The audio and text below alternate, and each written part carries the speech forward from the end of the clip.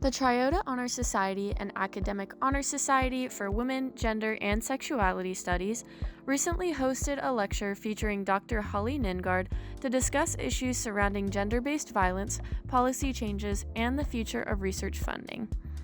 It's a feminist community for like-minded individuals. We're a student org, student-led. We meet every Wednesday at 6:30 in here. And it's just a community where we engage in politics on campus and in the Athens community. Our values are community care, collective action. As Triota's president, Triota says the organization provides a space for students to foster discussion and social change. I've been wanting Dr. Ningard to come talk with us for a very long time because she's an expert on violence against women, and that's very in line with what we do.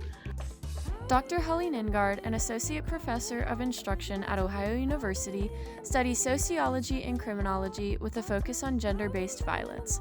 She says part of her role is keeping students informed on critical issues. One of the things that I saw happening a lot right now is a lot of uncertainty and a lot of confusion, and I see that happening in my classrooms, I see that happening with my students, so I consider that part of my job to figure out what is happening. Ningard shared insights on how changes in policy and funding may impact research and intervention programs for gender-based violence. My concerns with funding often come down to a chilling effect. I worry that funding is going to be taken away from key anti-violence initiatives just because gender-based violence might be interpreted as discriminatory. She also emphasized the importance of understanding the different ways gender-based violence affects various communities. LGBTQ populations have higher rates of intimate partner violence that they experience. I worry about that.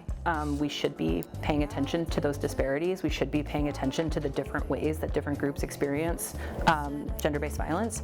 Triota members say that raising awareness is the first step toward change. We live in scary times, and we live, I think, in a time where there's so much fragmentation and just fear and hatred and individualization, where we're like breaking down like togetherness. And I don't know, it's just a scary time to live in. And I think awareness is like the first step. Like, you can't really start creating change unless you know where to start creating change from, and you can't create change alone. As policy changes unfold, Ningard encourages students to take action and engage with their representatives. Calling helps let your leaders know what you think as a constituent. I certainly don't know the last time I was walking down the street and saw Governor DeWine, so calling or emailing is sort of the way that you can let people know that this is happening.